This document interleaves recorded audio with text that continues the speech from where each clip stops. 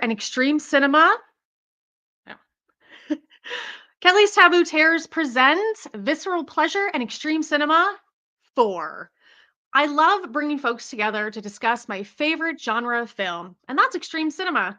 This is the rebirth of my annual event. I'm back, folks. It's back. I'm back again. So if you'd like to get involved, please let me know. In 2019, I found myself drifting towards more disturbing, transgressive films. Conventional horror just wasn't working for me anymore. It wasn't doing what it used to. So once I dove into the abyss of the extreme, I never looked back. So in 2024, I relaunched Kelly's Taboo Terrors as my own fully fleshed out podcast because I thought it was important to keep my voice out there as there are only a handful of women dissecting these types of films. And I do enjoy traumatizing you all.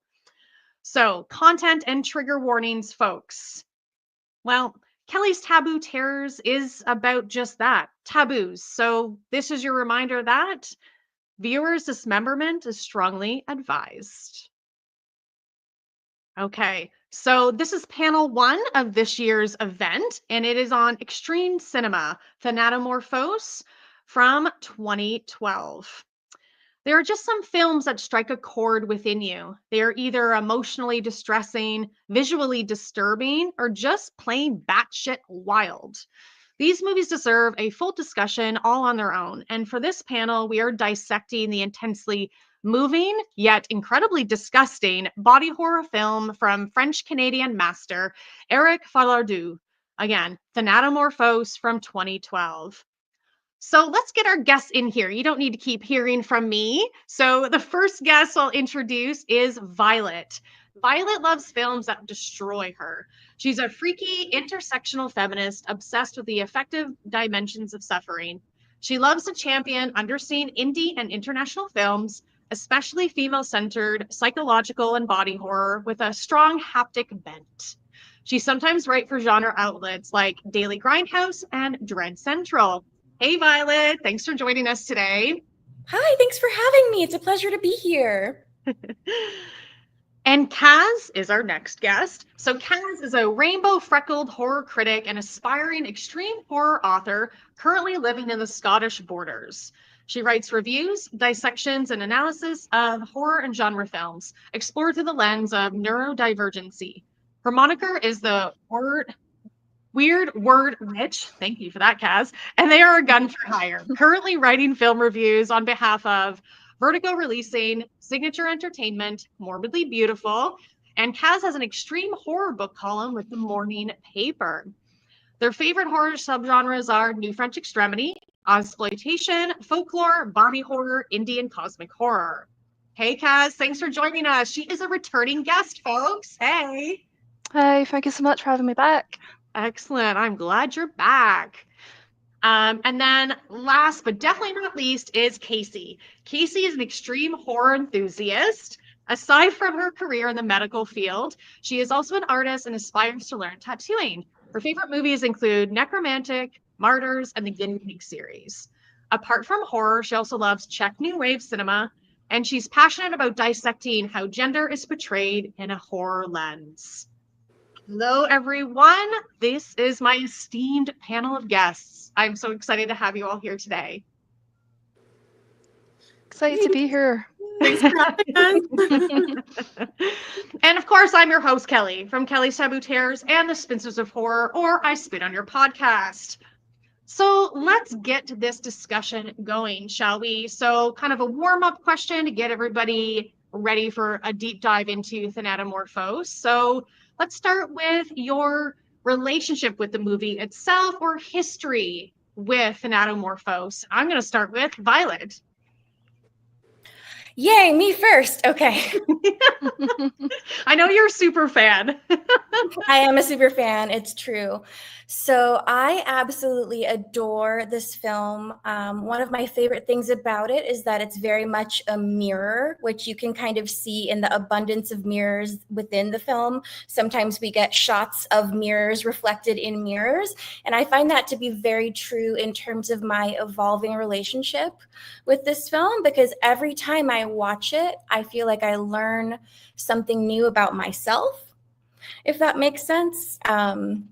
There's something very like primordial about it that allows the viewer to experience something totally different depending on what their emotional landscape is at the time, which is something quite rare for something so disgusting, which I really like.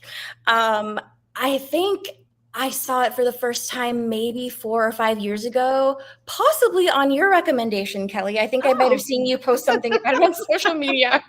I'm to blame for a lot of these types of experiences, yes. And I thank you very much for that, sincerely.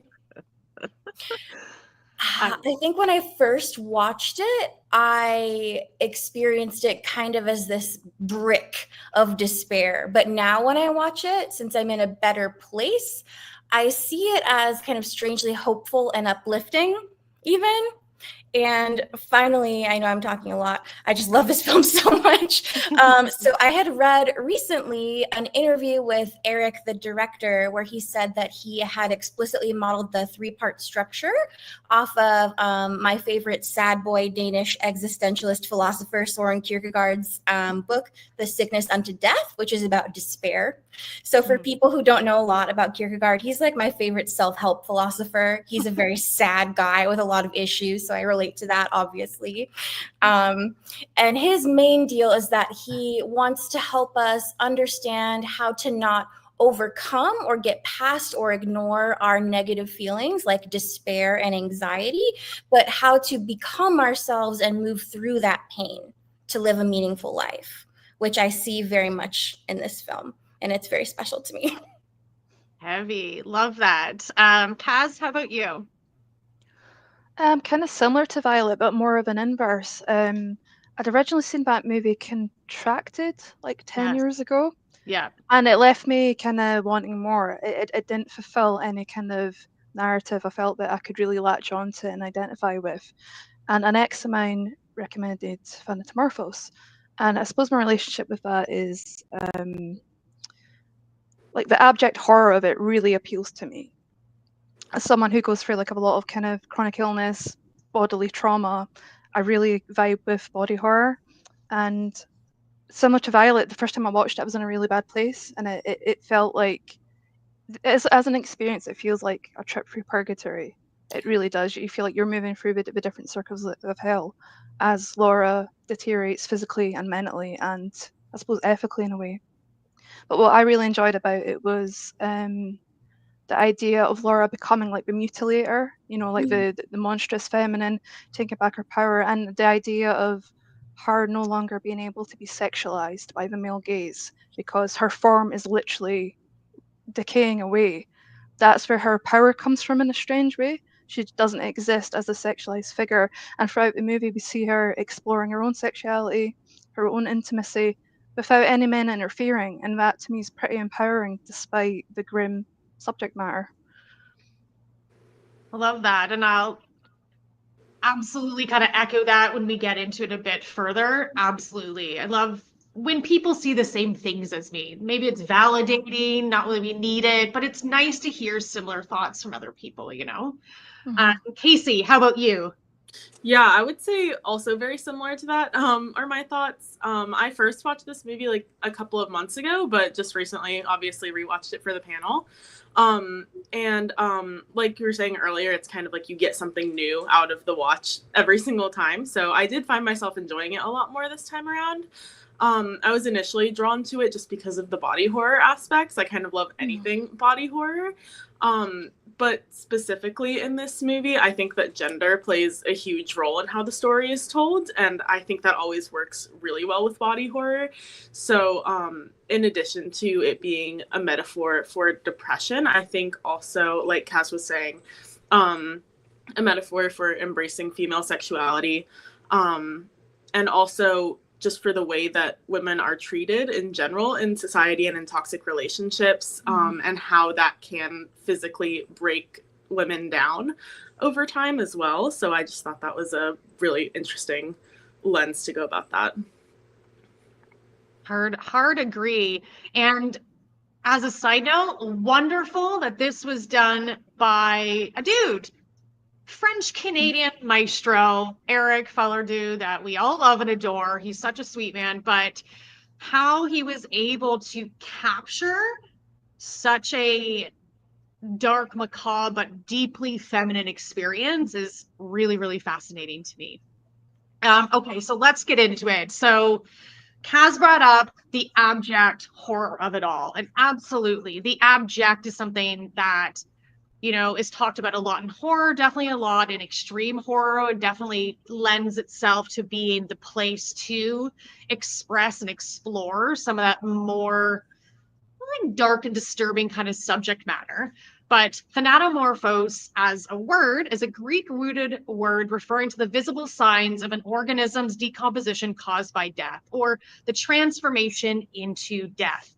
The abject, that's a great essay I recommend folks to read from Julia Kristeva. But essentially, the corpse is the ultimate object of the abject. And I feel like women respond to the abject so intimately, so personally, and I feel like just so easily. We welcome the abject. We welcome our abject bodies. So getting to this point of the discussion, this movie shows so much besides death, but bodily fluids. I'm going to shout out the necromantic episode I did with filmmaker Eric, because we talked a lot about death, sex, bodily fluids, the materiality of the body. But in this movie, we see urine, feces, vomit, blood, vaginal blood, pus, maggots and pus, decomposition anyways. So I'll go back to you, Violet, to kind of start this bit of the discussion off with regards to the abject and maybe women finding empowerment or freedom through the abject. Yeah, absolutely. God, it's just such a great movie. I'm a little overwhelmed just thinking about it and being amongst people who appreciate it so much. It's just lovely. It's definitely a tour de force of abjection, especially feminine abjection in this film. And something that Kristeva talks about in her essay on the powers of horror is that, so the abject is kind of this transgressive boundary between what is me and what is not me, what is inside me and what is outside of me. And feminine bodies, or like female sexed bodies, are associated with porosity, being porous, being literally penetrable. We have more kind of fluids than male sex bodies do. I mean, we have vaginal blood, vaginal mucus, breast milk. So our bodies are kind of seen as these freakish monstrosities by the dominant patriarchal culture that sees the male body as the quote unquote standard, which is absurd. And I love how we can see Laura's relationship with her body change as it does become more abject. So in a way, she's able to kind of free herself from this internalized objectification that's been killing her self-perception, her self-concept, her ability to feel, her ability to know her wants and desires, because she's been sort of trapped in this basically like fishbowl aquarium of the male gaze and male expectations, and being literally used and abused by all the men around her.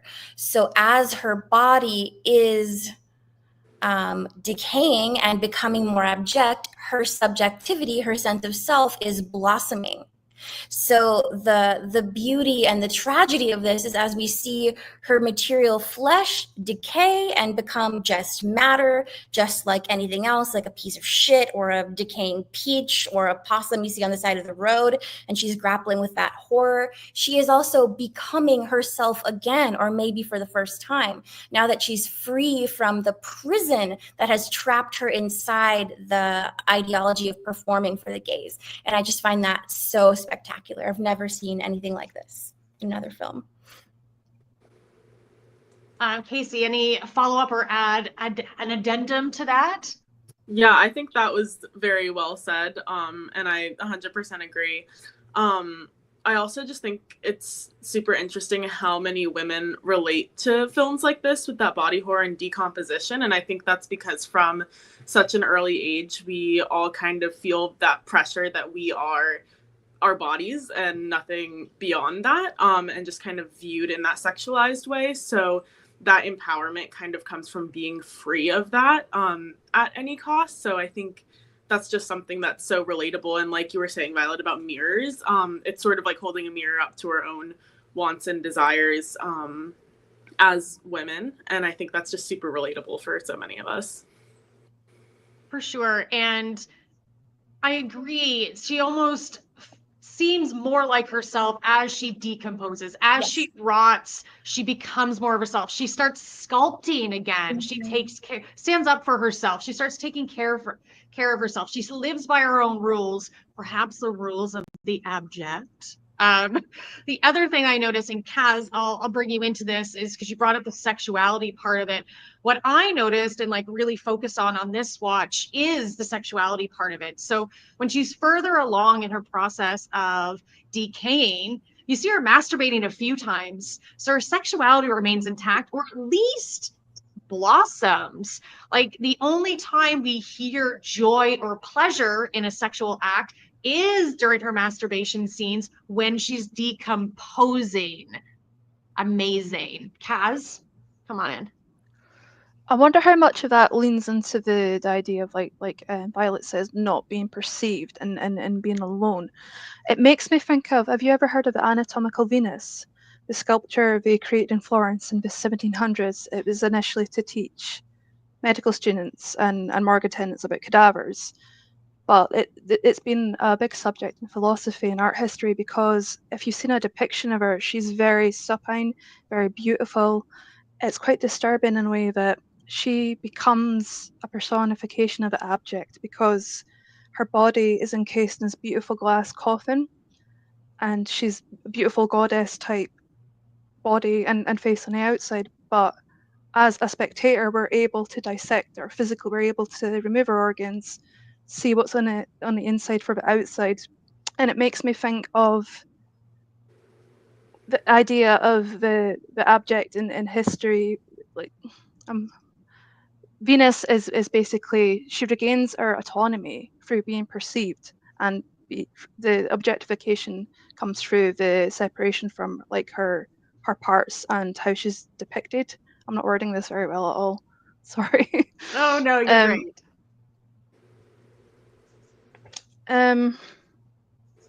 Yeah, sorry. I'm That's okay. We can having cut a brain fart.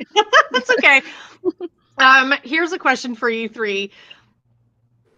Do we think that Laura did in fact kill Antoine and is masturbating to the fact that she killed him in the process of killing? I mean, that's how I like to view it, but what are your thoughts, Casey? I would say yes. I also agree that that's kind of my thoughts as well. But I think that also her pleasure comes from reclaiming that power over someone who is sexualizing her. So more so rather than just killing him, it's about reclaiming that power, and that's reclaiming her sexuality as well. Yeah, that's hot. Right? It's hot. Good for her. It also puts her in a position of power, because she is the one who is able to penetrate the male, whether it be with a knife or just the physical force of her. Again, it's that empowerment coming from, it's the idea of genders really doesn't matter in this film, because it's not about physicality, it's about the societal expectations that's around that. And she becomes like the female mutilator. So we were so used to seeing like the female subject be dehumanized and used by the male. So it's almost like you feel guilty for cheering at the end, because she's reclaiming that position that she would never have in society, outside of that home, outside of that little box she was living in. Absolutely. So here's another question for you three. So instead of healing, Laura rots. And so why do you think she decided not to seek help? Anyone jump in? She's in control. It's like towards the end when Anton tries to physically force her against her consent, you're going to the hospital. Yeah. The idea that she, for the first time in her life, she has control not only over her body, but the reality around her. She's in control of the idea. Her body's breaking down. She can't change that. Mm-hmm. She could possibly change it. She could possibly divert it by seeking medical help. But again, it's her in a position of power because it's up to her. It's her choice to rot, just as it's someone's choice to have a hysterectomy or not to have kids. It's a reclamation of choice. It's consent. I think that's a great insight into it. And there's one moment where we see that her going off to work, and it looks like she's wearing not a traditional like scrubs, like medical professional, but there is something medical to that garment that she's wearing. So, and the way that she takes care of Antoine when he steps in the nail, and she takes care of herself, I'm like, I'm feeling like she is a nurse. Yeah. So she does also have that capability and knowledge base, superior knowledge base, to actually take care of her and herself and understand what's going on. So I think that I would agree with that as well. That's how I interpreted it. I feel like I also just related really heavily to that this watch because I'm actually also a nurse. So as someone also like trying to leave that field, I feel like that also hit for me. And to me, her being a nurse kind of reflected her toxic relationship with her partner. Just in the way that women are treated in general, nursing is a heavily female-dominated field. And we're extremely overworked and underpaid and underappreciated. And I feel like that really just kind of mirrors that toxic relationship of things constantly being expected of you and not getting really anything in return. So that just hit very strongly for me, especially in the, body horror aspect too, where she can help to heal herself. She kind of knows logically that she is decomposing, but choosing not to seek that help. Right on. I think autonomy and reclamation of agency is certainly part of it, but on this last watch, going through the lens of, Kierkegaard again, which I was just super nerding out on this watch because it's one of my favorite texts that has helped me a lot in terms of conceptualizing my own agency, even in the midst of extremely negative feelings that feel like they are forever. So for me, while I do think it is empowering to her and feels empowering to her, it also is tragic because she feels so isolated. And I think she feels as if she doesn't have the community or the means to access connection or to access help. Sure, some of it is probably her medical knowledge and the knowledge of her inevitable decline and that there's not much that could be done. But I do also think it is deeply sad and kind of a testament to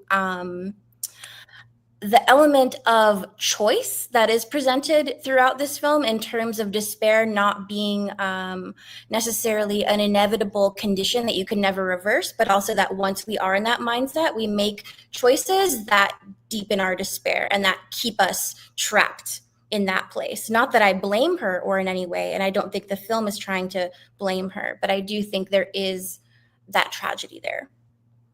Definitely. I think part of that tragedy also is that decomposition and depression is the only way that she really can feel free from that male gaze. So I think that's also a big part of that tragedy, is that it's destroying herself to gain that freedom. Also, just from recent experience personally, I wonder how much of it is Laura's probably reluctance because her being in a medical field, knowing the ingrained misogyny, how much of it is her not trusting that even if she goes there, she's never been helped in the past. She's never been helped in the past with heavy periods or pregnancy terminations or whatever it may be. So that's already ingrained in her. Why would I go there? These men are not going to help me. Which is, like what Violet said, just gives it that even sadder air to it. And Casey's input about being a nurse herself, it's made me view the film differently again just by this discussion we're having. Yeah. And I love how you see that when she first starts showing like the bruises and the discharge and things start kind of falling apart, but you see her still trying to put on that feminine mask. Oh. She's putting on the makeup, like she's trying so hard to like, no, you know what? No, this is fine. I'm fine. We're dealing with this. But eventually she just lets that go and just fully embraces the rot, which again, yes, seems like it's so odd in the subject matter to feel so intimately tied to what she's feeling. But I feel like that part's so just so heartbreaking, you know? We've already kind of touched on this, but I want to come back to it. But body horror and the feminine experience. So why do you all think that, besides the little bit about the abject that we talked about, why do you think women respond so strongly or intimately with the body horror genre overall? Or at least why do you folks lean so much into body horror?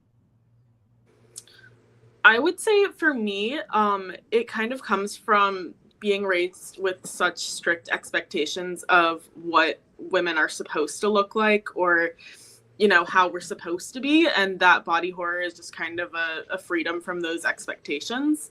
So I think that's why it hits so close to home for me. Yeah, I get that. How about you, Kaz? I know you like body horror. Everybody loves body horror here. Yeah, I feel like, not to be reductive, but comment on what we're saying, I think just being in a female body at birth and living through life as a female, it is body horror. I had my first Absolutely. period when I was 10 and I had to go to hospital because it was so heavy.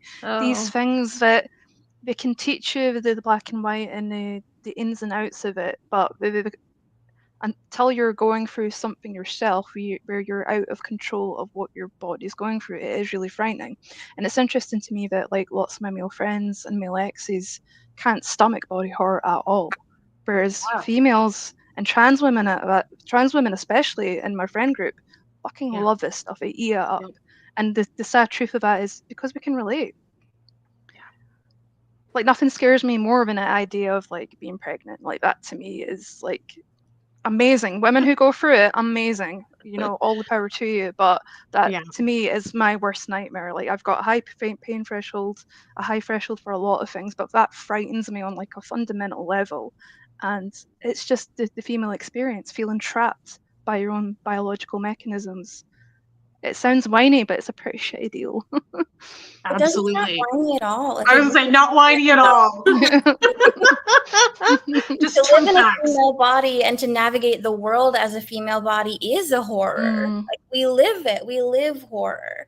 And I love, Kaz, what you said about the feeling of being trapped within one's body, because we are trapped. I mean, we're at the mercy of this flesh that we are given that is often the only thing that people see us for or value us for. It is disproportionately valued versus like men's bodies. I mean, men's bodies can decay and they're still considered attractive and valuable. So we are facing this horrible asymmetry, whereas women get older and closer to death, we are considered having less value, as opposed to men who accrue value as they age, which is just in itself horrific.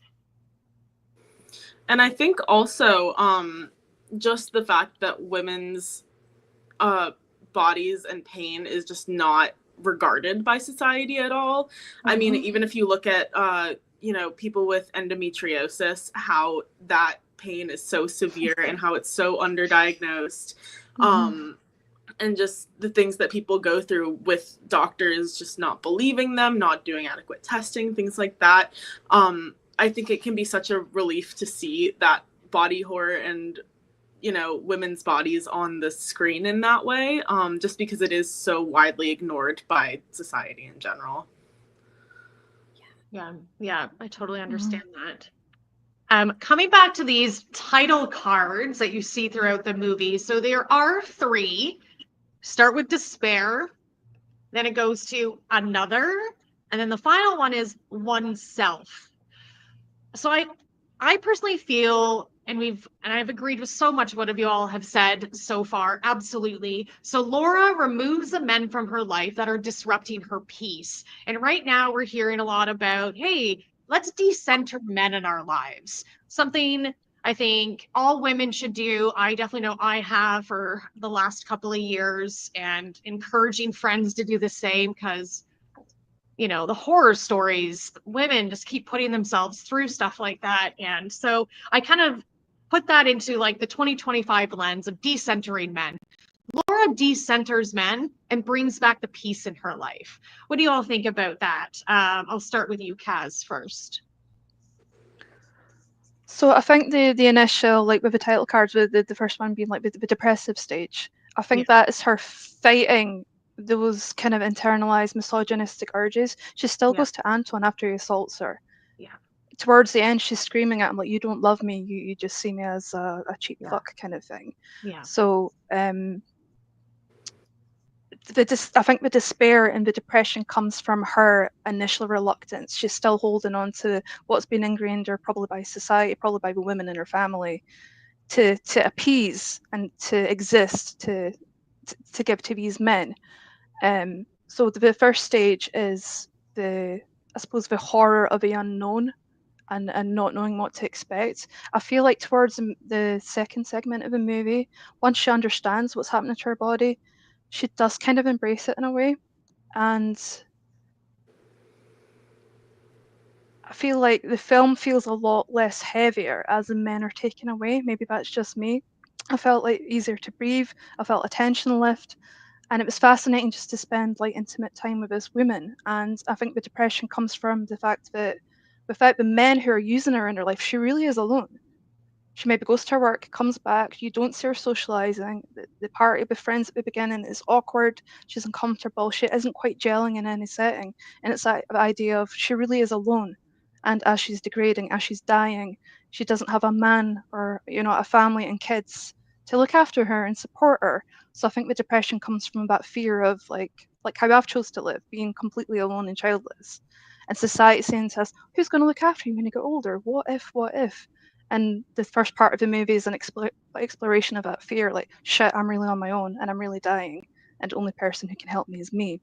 And the fact that she relinquishes that choice to help herself, that's the depressive stage, I think. That's the descent into purgatory.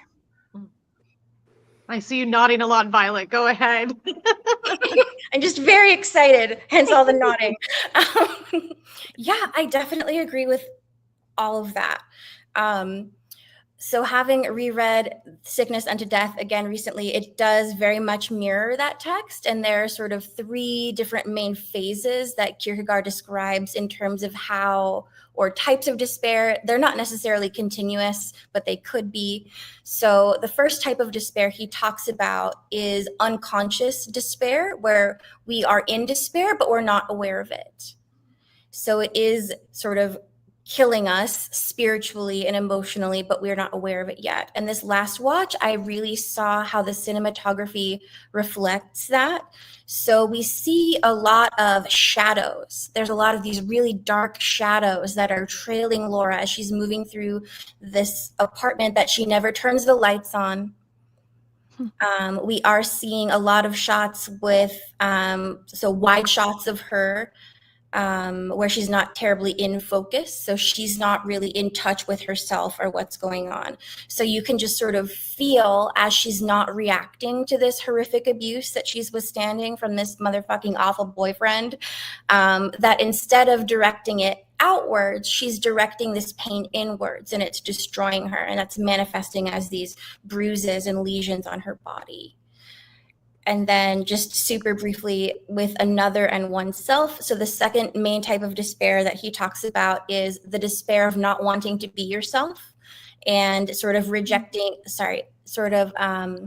accepting external expectations of you and other things that you are sort of told to value or told to be instead of your authentic self.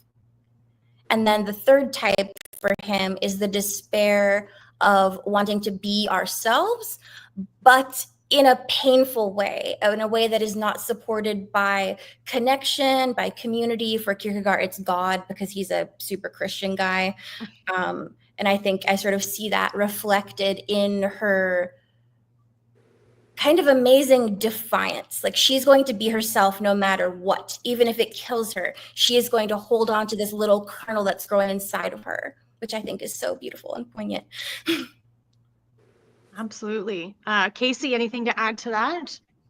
Yeah, I would just say that going back to the concept of decentering men, that Please. on this watch also, I've just had so many people that are very close to me in these kind of horrible relationships, and just being treated awfully. So in this, I also kind of related and saw that how you can lose yourself more being around other people than by being alone. So as she kind of separated herself from these men who are taking these parts of her from her, that she feels more complete and one with herself. Yeah, there's that really great, I think, it seems like a dream sequence where it's like pieces of her are being cut off by like this doctor, this surgeon, and then given to Antoine and her friend, who I'm now blanking on his name. But the two men in her life that are really just objectifying her and sexualizing her and not seeing her as an actual human being. But there's that scene is like, it's almost like blink and you'll miss it if you're not paying attention, but it's a powerful scene and so related to what y'all are saying. It's like cutting up and giving pieces away. Like, we're just a meat sack essentially for them to bang. And they're dogs in a cage fighting with each other over the scraps of Animals, her body. Yeah. Yes. And I also thought it was interesting too that that the friend initially approaches her as, oh, I'm gonna save you from this horrible relationship, but is viewing her the exact same lens. So I think that's something all of us can kind of relate to as well. He's the nice guy. Antoine is unabashedly himself, so fine. He's a walking red flag. But the good guy friend is the more insidious threat, I think. This last watch, I had a revelation. I'm not sure if this was Eric's intention or not, but that scene really reminded me of the ending of Eyes Without a Face, where the protagonist escapes and then feeds the scientist surgeon guy to the dogs, his own dogs that were in these cages. But this, to me, I don't know if that's intentional or not, but it just resonated with me in a similar way. It felt like an inversion of that. What if you don't escape that dynamic? Right. We'll get to the last section of discussion and then open up to the folks that are watching. If you have questions, now is the time to start getting them in, because our wonderful panelists will answer them at the end. So the last thing is about what I saw as feminine rage. So we go through this entire journey, this heartbreaking, kind of soul-shattering, yet deeply relatable, powerful decomposition of Laura to get to the very end where she lets out. She would not have vocal cords, she would not have the larynx at this point, but I love it like symbolically. But she's just like this rotten corpse, more of a skeleton now. But she lets out this massive scream until her mandible falls off. And I was like, is this the screams of our sisters? Like, what is this? But I loved it. And so wanted to see what you all thought about that scream at the end of the film. I'll start with you, Kaz, if you want to jump in there. It makes me think of the concept of, like a silent scream, or like I don't know if you've read that story, I Have No Mouth and I Must Scream.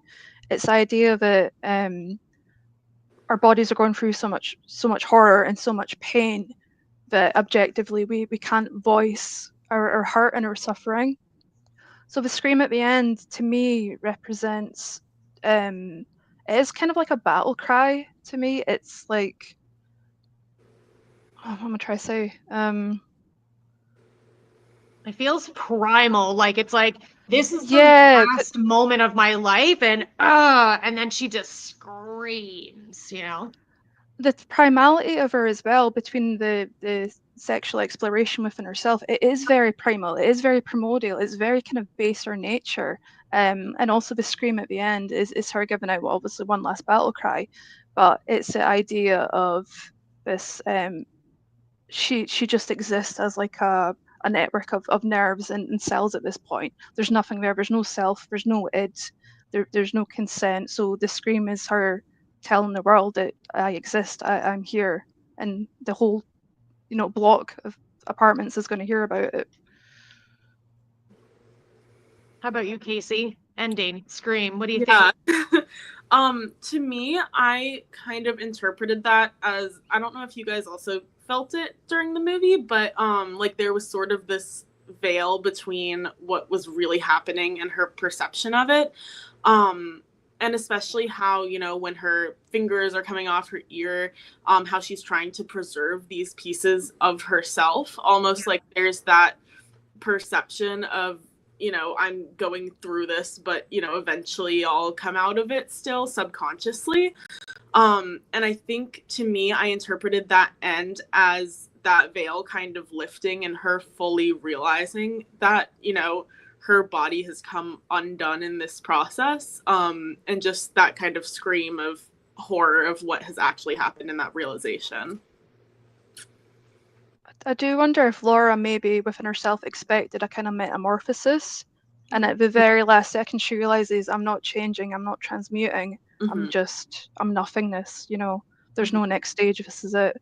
And the scream is that anguish of never being reborn, never becoming the version of herself she maybe imagined herself as being, or as becoming through this process. It made me think of the Brundle Museum in The Fly, Cronenberg's The Fly, with Brund-Seth collecting his body parts, and he just becomes a spectacle at this point. He's literally made a freak show of himself. Like that quote, I will fling filth at you, make you an abomination, and ultimately make you a spectacle. And that scream of anguish is her realizing that, which is tragic. Absolutely. Violet, what do you think? I agree with everything that's been said. And something that always strikes me is how stoic Laura is throughout this process. I can't imagine how much pain she must have been in consistently. Maybe she's not feeling as much pain towards the end. I don't know how nerves work in this conception of rotting. But to me, it feels like as the flesh that has burdened and confined her within these gendered expectations for her whole life finally begins to melt away, and she's only her core self. She's only, what is Laura? Like, what is me? What is my essence? She's literally like a spinal cord, a skeleton, and some melting goo.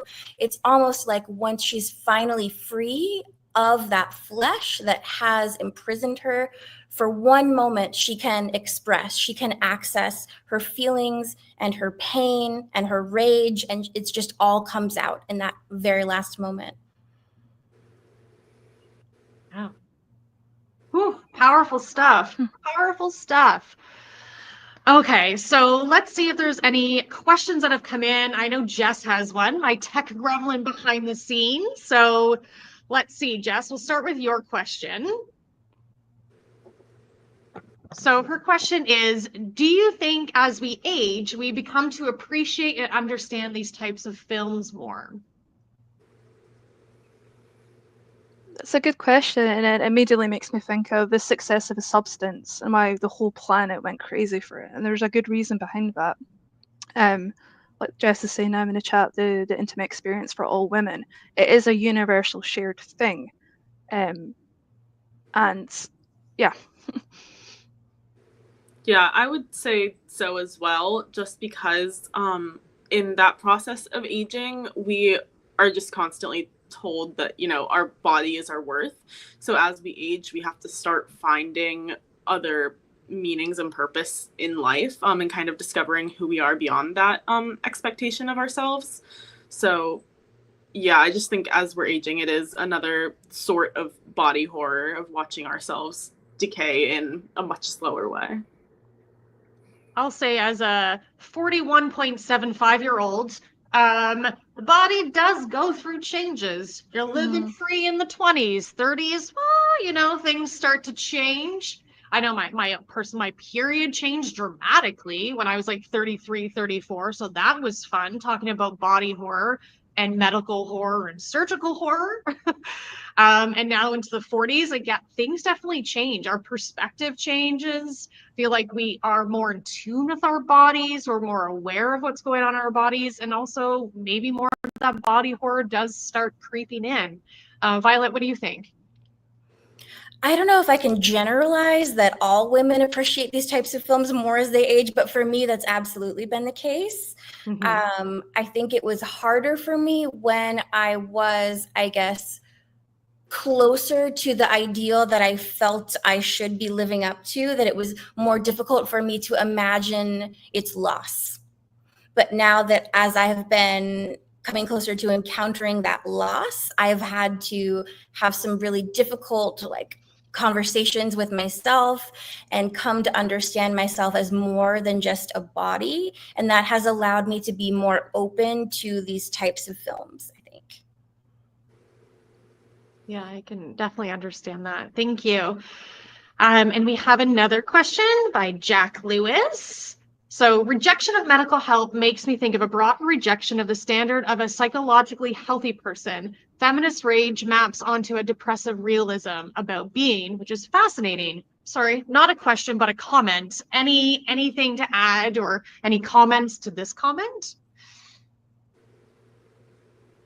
I can give a little bit of insight into that for Jack. Like, from personally, like, I've been dealing with reproductive body horror for years now, but you do feel beaten down. It doesn't necessarily reflect me not being psychologically healthy.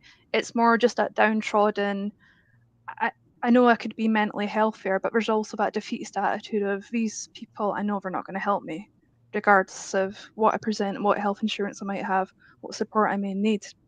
It could possibly portray the degradation of our mental state as well, like Jack is saying, like, as a form of self-harm. You know, I'm going to refuse medical treatment that I know will benefit me because it's maybe her taking back. I'm going to harm myself because I'm in control of that. That's why a lot of people, I don't know, reject the idea of going to the hospital till your guts are hanging out, because we've had such bad experiences before. So, and that in turn can affect you psychologically. So it's kind of chicken and the egg thing, isn't it? Mm-hmm. Are you already mentally unwell, so you're rejecting the help, or you've gotten to a stage where it's just ground you down psychologically, so you just give up? That also. Go ahead. Oh, I'm sorry. No, please go.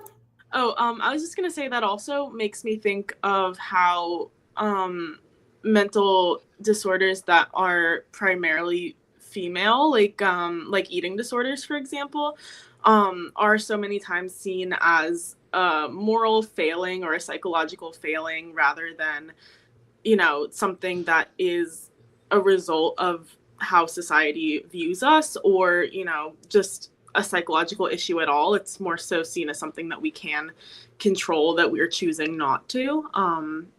Yeah, so just made me think of that. Yeah, that makes me think of the stigmatism around, like,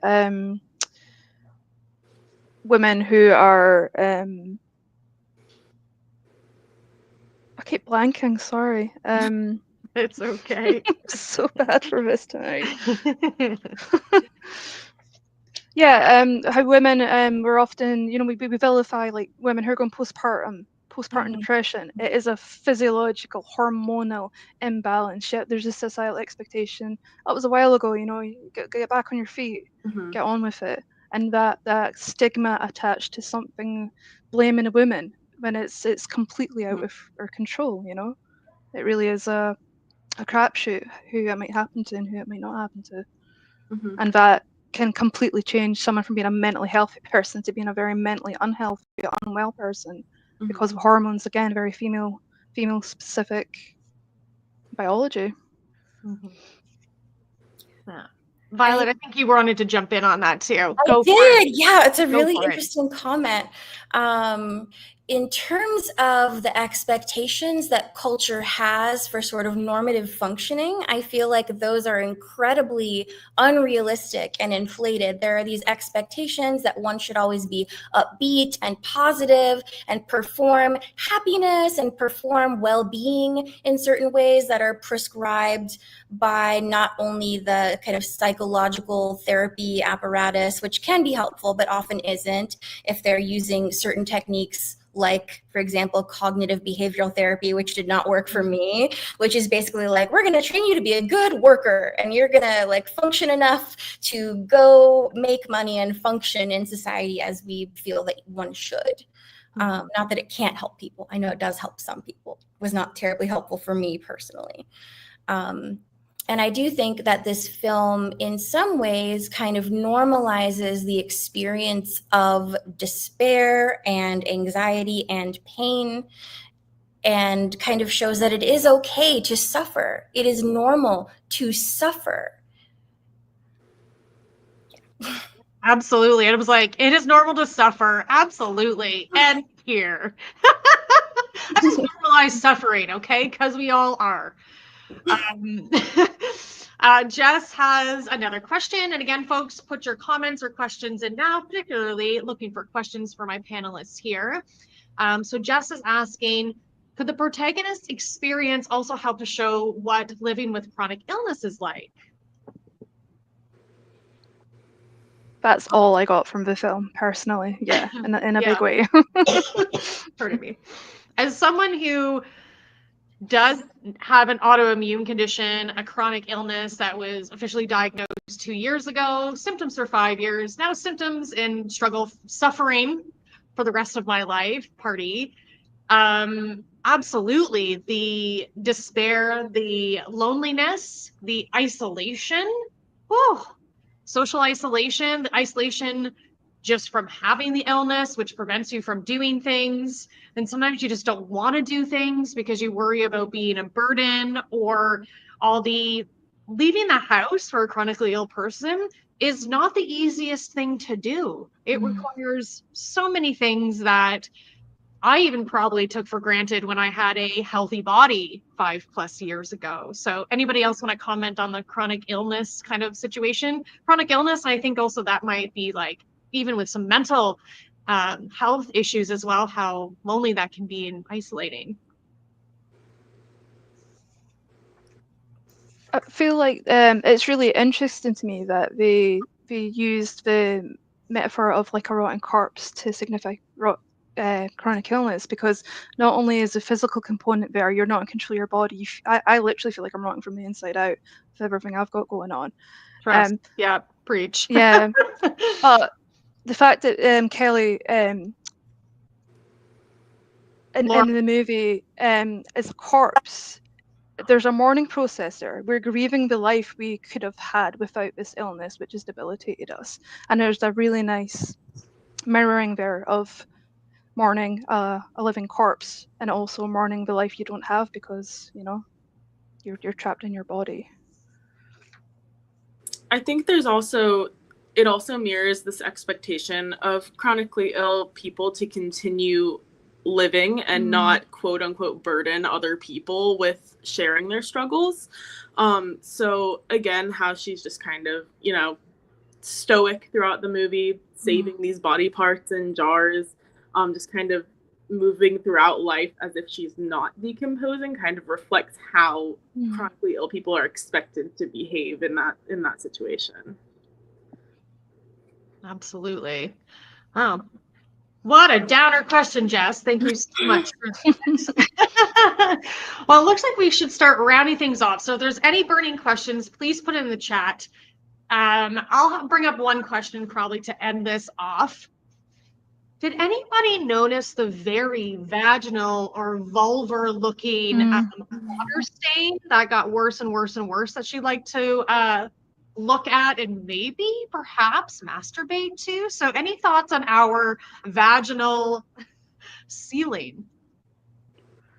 It made me think of the series of very minimalist art pieces that Georgia O'Keeffe did. She would see vaginal openings and like doorways, and to her, she would see it in doorways and windows. And to her, that was a barrier, that was a boundary, that was something to cross. And in the movie, the vaginal open, it decays as, you know, the woman's body decays. And it really made me think of that for Georgia O'Keeffe in real life, her obsession was seeing the female vagina as a kind of a crossroads, like a boundary to be crossed. So it's really interesting that as she's focusing on it in the film, she's seeing the visual representation of what's happening to her own sex, her pleasure center, her reproductive organs, everything that goes with that. So I thought that was really interesting. Any other thoughts about vaginal wall art? Ceiling art? I guess water stain? Interesting. Just to expand on what Kaz said, I noticed in the last couple watches that doors and door frames and thresholds are like a huge visual motif in the film. She's frequently standing between spaces. We see so many doors in that small apartment. Just like near the front door, there's like 3 doors right there. I think there's like her bedroom and then a closet, and then we have the mirror. So I think you're really onto something there with the doorway and the threshold imagery. Okay, Casey, any final thoughts? Any final thoughts for everyone as we start to wind down and end this panel for today? Yeah, I just really enjoyed this movie on a rewatch, and I especially just had to think about how gendered this movie is in general, how it really would not work if it was a male protagonist, and how deeply I can relate to the female experience in this movie, how women are treated and how that can kind of decompose ourselves. So that was kind of my main takeaway from the movie. But yeah, great one. Thank you, Eric. Yes, anybody else? Any final thoughts as we wind down here?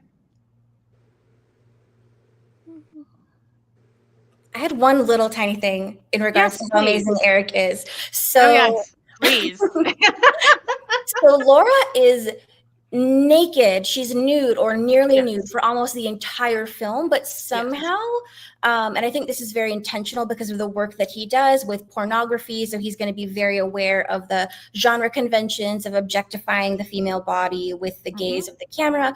But I never feel like Laura is objectified. Never. Not once, which is incredible when she's literally naked throughout the entire film. Whole time. Yeah. I've never seen that before. It's incredible. Yeah. Yes. And I've seen this movie so many times, and that has never even come to my mind, even though like I recognize that there's lacking the male gaze. But yes, I think that's incredible that he was able to do that. And he's, I think, a very sensitive soul, very sensitive man, very in tune and very smart and brilliant. Let's just say he is a brilliant man. And a national treasure here, I think. Okay. Well, thank you, everyone. Thank you to all my guests, Violet, Kaz, and Casey. You did a wonderful job. Thank you so much for being here. And thank you to Jessica, my tech gremlin behind the scenes. So everyone that's watching, thank you so much for watching and staying tuned. I'm winding down myself with your comments and your questions. I hope to see you all back here later today at 4 p.m. Eastern time for the next panel on Snowtown. Going to be way less fun than this one was, but that's kind of what we're here for. So see you later, rotten pieces. Bye. Bye. Thank you.